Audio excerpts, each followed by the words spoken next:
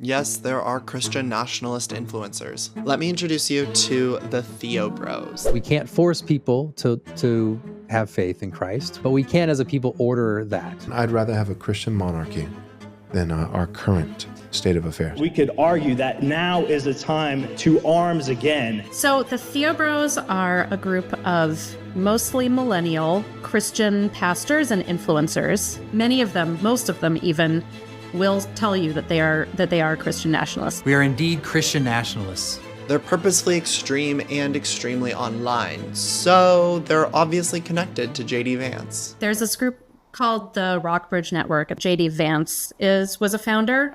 Peter Thiel is involved, and also this guy Chris Buskirk. And then of course Chris Buskirk, a great friend of mine, who was involved in American Reformer, which is kind of the unofficial magazine of the Theo Bros.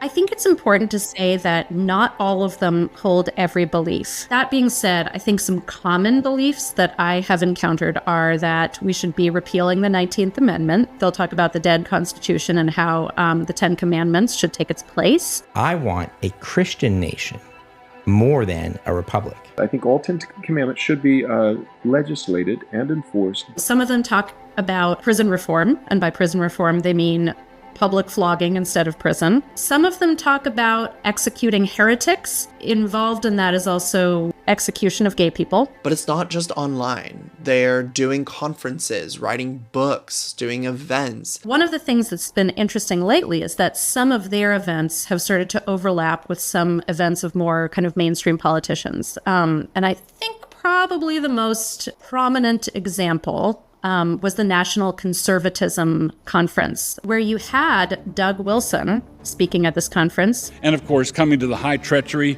you were all no doubt anticipating I would address, make all our teens woke by means of chemtrails. And you had JD Vance speaking there. America is a nation. It is a group of people with a common history and a common future. Now, if Theo Bros are kind of the millennial posters of the Christian nationalist movement, Doug Wilson is sort of like the boomer who passed the torch. He has sort of built his own little Christian fiefdom in Moscow, Idaho. He has this church. He has, helped to start a school, like a K through 12 school there. He has a college there, New St. Andrews College, that he's helped to found as well. Now, it's this community in Idaho that he's built that Theo Bros see as sort of a blueprint for what a Christian America could and should look like. Creating a legal framework in which people could create intentional communities where they could build something new would be a good idea to allow people to experiment. Just like Doug Wilson, so too do many of the other Theo Bros want to do this in various places in the United States. But he's also built this other type of blueprint for Christian nationalist influencing. He was telling me about how he has his kids helping him produce these very slick videos. The left is the cancer and Trump is the chemo.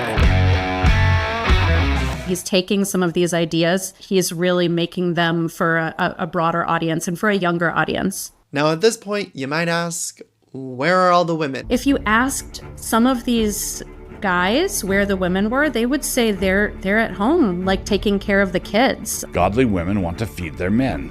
Godly women are designed to make the sandwiches. When women were granted the right to vote, we were so muddled we thought we were giving the franchise to women when we were in fact taking it away from families. And just for the record, I think the 19th Amendment should be repealed. I think that because, first and foremost, because I'm a Christian. If we had a Christian nation and women could vote, then within 50 years we would no longer have a Christian nation.